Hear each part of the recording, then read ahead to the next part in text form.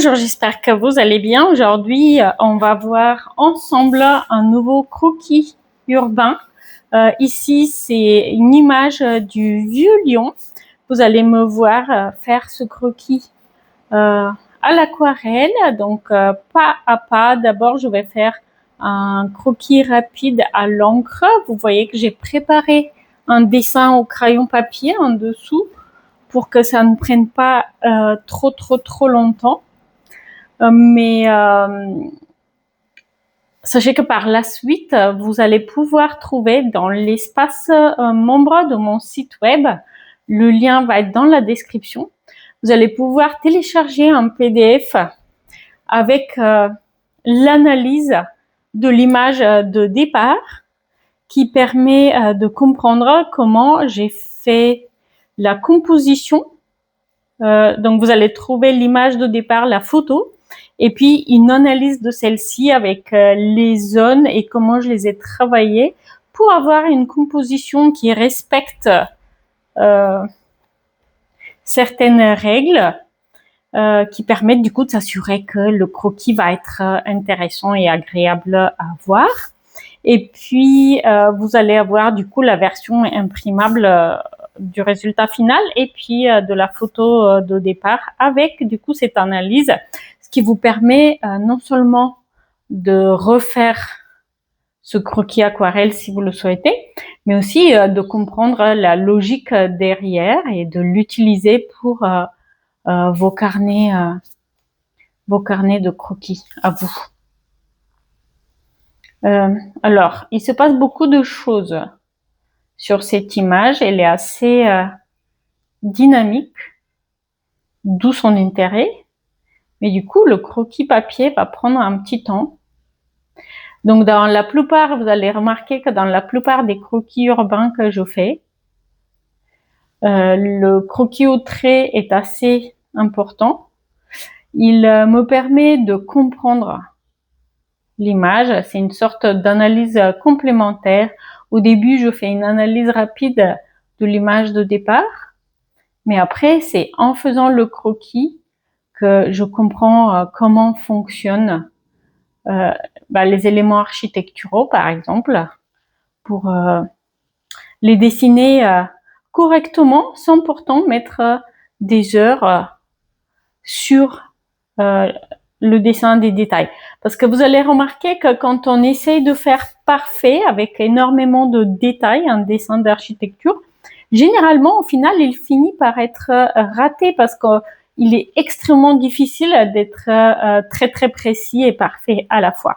Alors que quand on fait un dessin où simplement l'ambiance, la nature des lieux est captivée, finalement, c'est notre cerveau, le cerveau du spectateur qui regarde le dessin, qui finit le détail.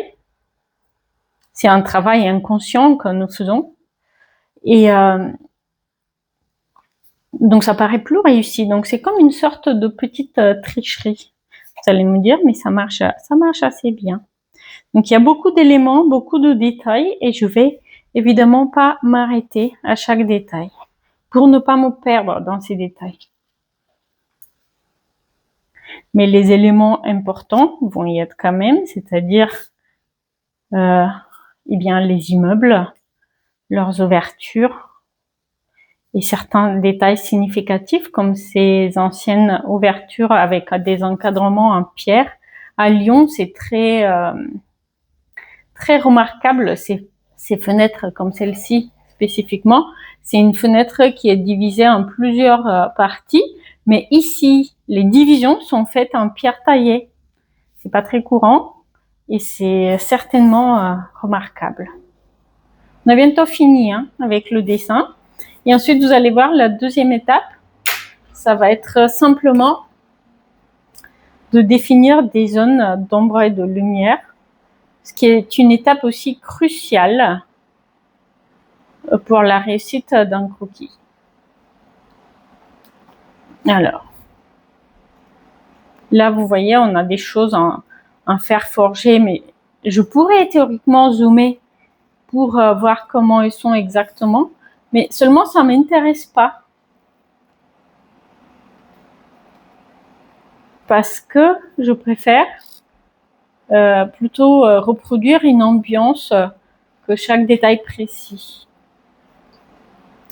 Alors là, on a quelques détails en dessous, mais c'est une zone sombre finalement, donc on ne les voit pas beaucoup de toute façon, mais j'aimerais les suggérer. C'est en fait le système de support des parasols.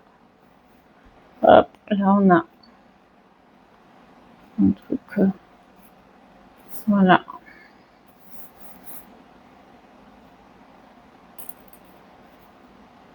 Alors parfois, je vais parler plus, à d'autres moments, je vais parler moins. En tout cas, s'il y a des choses que je n'ai pas assez expliquées et qui ne sont pas expliquées non plus dans le PDF que vous allez trouver dans l'espace membre, eh bien, n'hésitez pas à me laisser un message ou un commentaire. Et puis aussi, tout simplement, n'hésitez pas à laisser un commentaire pour me dire si vous avez aimé ce nouveau format de vidéos qui sont plus longues. D'habitude, en fait, j'avais l'habitude d'accélérer un petit peu mes pas aquarelle. Mais là, je me suis dit, je vais essayer de faire ça différemment, sans accélérer, mais avec un peu plus de détails. Et donc, j'aimerais bien savoir si vous aimez ou pas. Hop. Allez, on va bientôt s'y mettre. Alors là, il y a des choses qui se passent aussi, mais on ne les voit pas bien. Donc, je vais simplement les suggérer. Il y a des ouvertures, des vitrines en fait de restaurants, mais on ne voit pas bien. Pourquoi on ne voit pas bien? Vous allez voir. Là, je vais mettre mes premiers aplats de couleurs. Et vous allez voir pourquoi on ne les voit pas bien, parce qu'en fait, il y a des zones qui sont à l'ombre.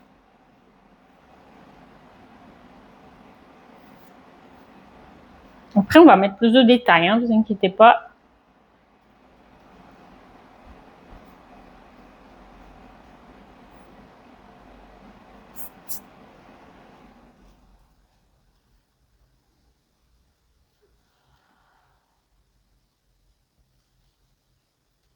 Alors là, je vais me faire un gris. Alors pour les gris, je prends souvent du bleu et du marron.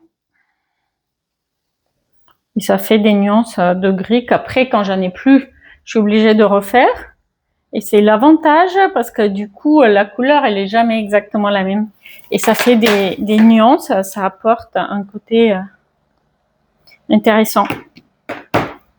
Donc là, aujourd'hui, on va se concentrer sur la ville de Lyon. Et dans les prochaines semaines, on va faire des croquis surtout de la ville de Lyon.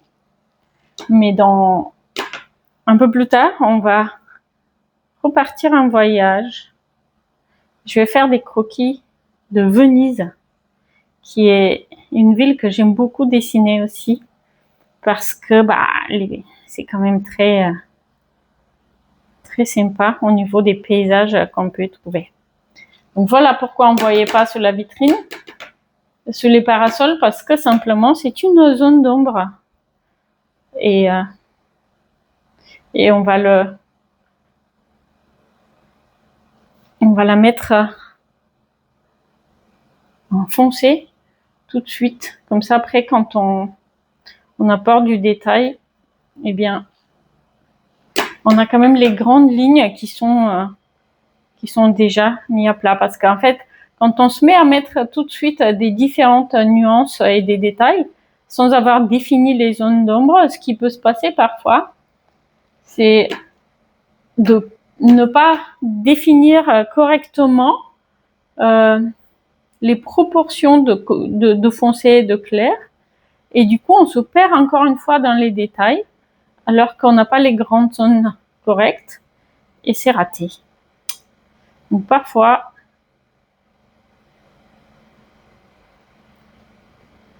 faut pas être trop précis. Donc là, à ce stade-là, j'ai mis mes premières zones. J'ai laissé un peu les bleus et les jaunes se mélanger pour faire des nuances de gris. Et à ce stade-là, ce que j'aime faire, c'est laisser tout ça un petit peu sécher avant de venir apporter des détails. Parce que si c'est pas sec, c'est là qu'on arrive à une aquarelle qui paraît boueuse. D'accord? Si je commence à apporter des couleurs maintenant, alors que mes zones d'ombre et de lumière ne sont pas encore sèches, il y a des grandes chances que ça paraisse pas assez contrasté à la fin. Donc je vais juste apporter quelques retouches, quelques zones encore, quelques zones d'ombre très foncées. Avec ce pinceau plat, j'aime beaucoup les pinceaux plats pour cette première phase. Et après, je vais m'arrêter le temps que ça sèche. À l'aquarelle, dans mes débuts, j'ai raté plusieurs, justement parce que je laissais pas le temps de sécher avant de passer mes deuxièmes couches. Alors parfois, bien sûr, on peut travailler exprès avec la technique du mouillé sur mouillé. Mais le mot-clé, justement, c'est de le faire exprès et de façon réfléchie, de savoir où on va travailler le mouillé sur mouillé. Pour que ça soit sympa.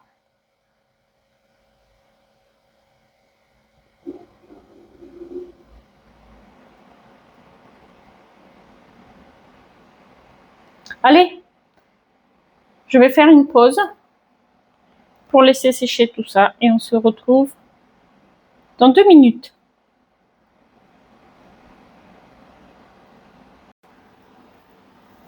On va commencer maintenant la deuxième étape. Ça va être rapide, vous allez voir. Donc pour cette étape, j'ai choisi un pinceau avec une pointe. Je ne me rappelle plus la taille et on la voit plus parce qu'il est un peu usé. Et aussi un pinceau tout fin pour les petits détails. Et donc là, l'idée, c'est de mettre en couleur notre croquis, en faisant attention de mettre plus des couleurs saturées dans les parties foncées et des couleurs plus claires dans les parties claires, parce qu'autrement, on va perdre notre équilibre tant recherché entre les zones claires et les zones foncées. Alors moi, j'ai très envie de commencer par les pavés au sol. Et je vais le faire donc. Et les pavés, c'est assez simple. On va juste faire comme des sortes de petits pointillés comme ça, par-dessus. Qui vont devenir de plus en plus gros quand on s'approche.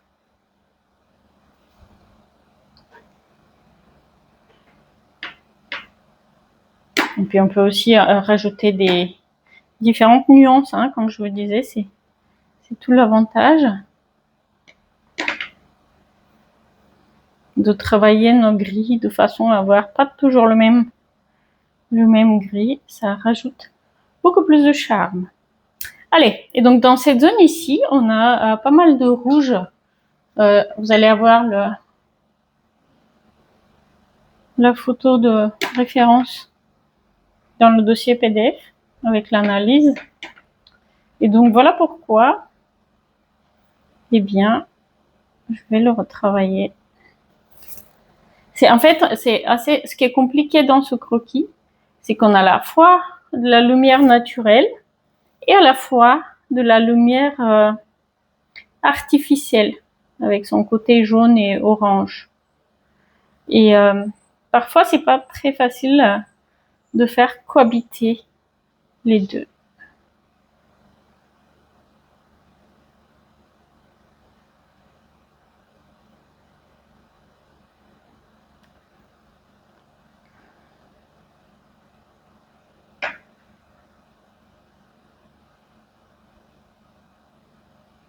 Ok.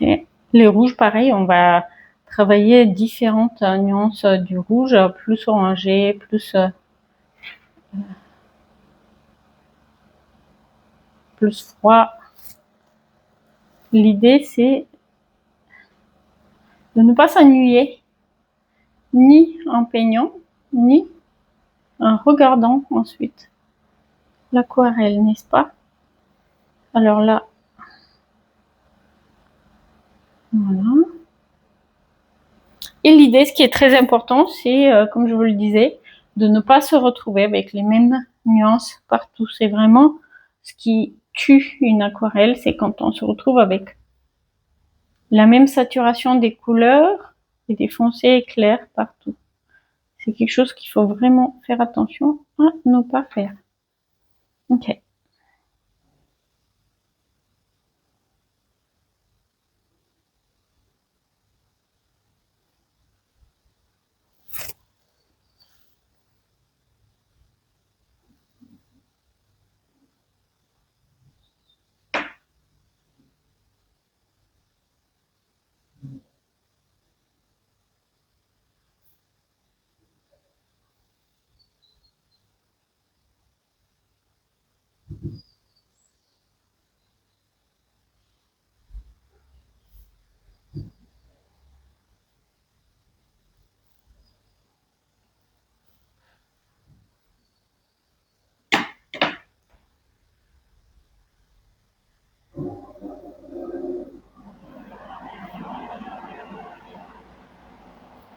Voilà. Et donc ici, c'était la zone vraiment très chaude. Et de ce côté-ci, ça va être un peu plus froid, même si les immeubles sont enduits en ocre. Eh bien, quand même, on a des teintes plus froides. Et donc, on va essayer de le montrer. Déjà, on a les menuiseries des fenêtres qui sont vertes. Ça aide.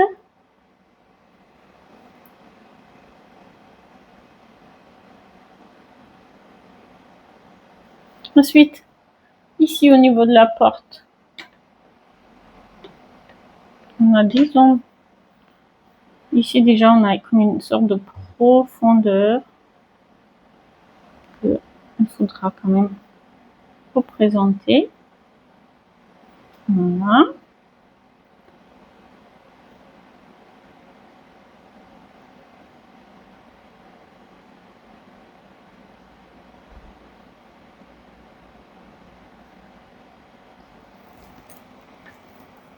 Ça commence à prendre forme, je trouve. Et cette porte-là, eh bien, elle est un peu plate pour l'instant, donc il faut aller apporter du détail. Et bientôt, je vais passer en fait à mon tout petit pinceau. Il ne faut pas le faire trop tôt parce qu'après, ça commence à ressembler à un dessin au trait. Mais il ne faut pas le faire trop tard non plus.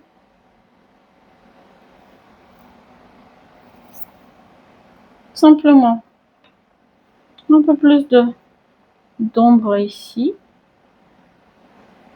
Les fenêtres.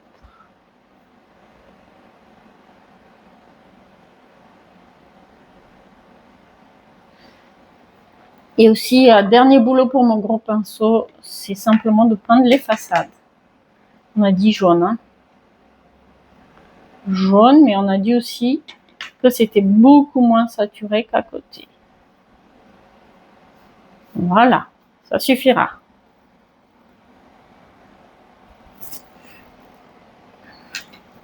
Et donc, on va passer à mon tout petit pinceau.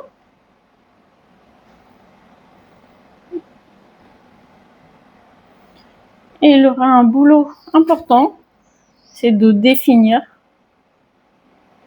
quelques détails.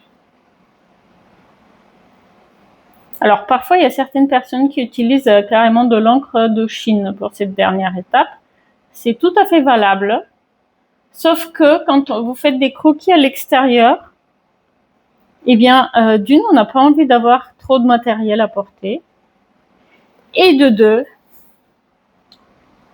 quand la bouteille d'encre se renverse, ça peut être un moment désagréable, pour vous et pour les gens qui sont autour, parce que imaginez la personne qui est assise à côté de vous en train de manger un sandwich tranquillement et qui se retrouve avec de l'encre qui se renverse sur ses habits. C'est vraiment quelque chose qui vous gâchera la sortie. Et donc voilà pourquoi j'essaie vraiment de garder le matériel très minimaliste pour éviter des imprévus. Alors là, on va suggérer la mode nature sans en faire trop parce que ce qu'on n'a pas envie de faire, c'est de concurrencer les zones d'ombre. Donc on va simplement montrer que c'est pas tout plat.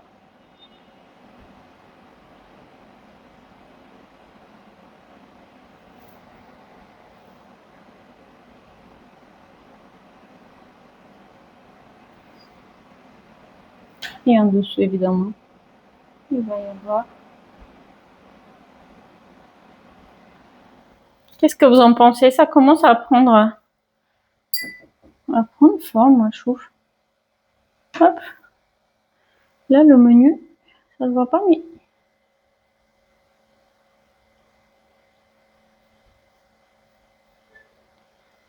il est éclairé. Et puis ici, on a une nappe avec du rouge. Vous savez, les nappes lyonnaises à carreaux. Alors évidemment, j'aurai pas la perspective correcte pour ma nappe. Je vais pas me prendre la tête parce que c'est... De toute façon...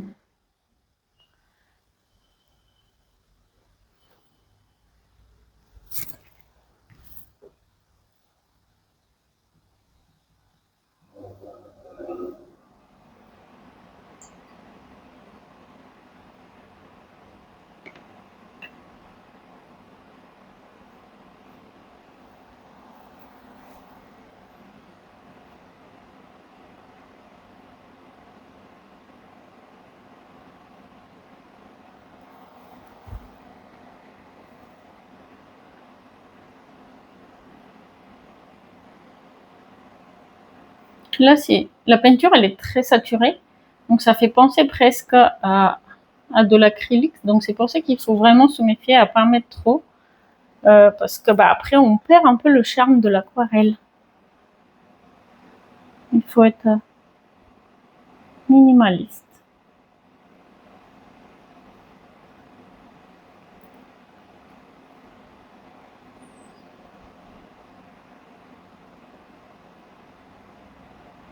Et il y a les pieds de la table qui sont sculptés. Mais pareil, je vais pas m'amuser à essayer de reproduire le détail du fer forgé parce que de toute façon, ça sera raté.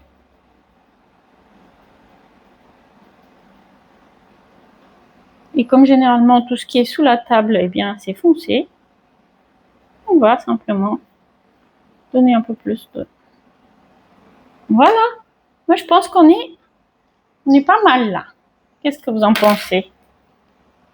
Alors, cette porte, elle est censée être en bois. On va la prendre.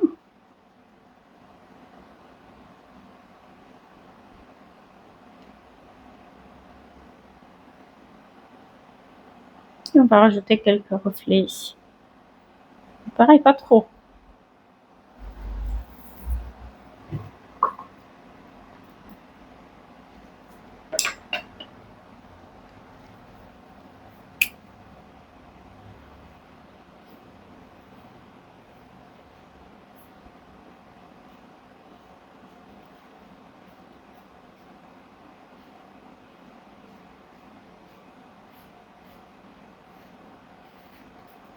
Voilà, notre croquis urbain est fait.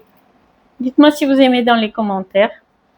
Et puis, si vous voulez savoir comment j'ai fait l'analyse de ma photo, comment j'ai fait ma composition sur la feuille pour qu'elle soit dynamique, n'hésitez pas à télécharger le PDF qui accompagne la vidéo dans l'espace membre. Je vous dis à bientôt. Je vais essayer de faire des vidéos un peu plus longues sur ce format-là, peut-être une fois par mois. Et puis, les vidéos accélérées un peu plus souvent, peut-être une fois par semaine. Allez, à bientôt.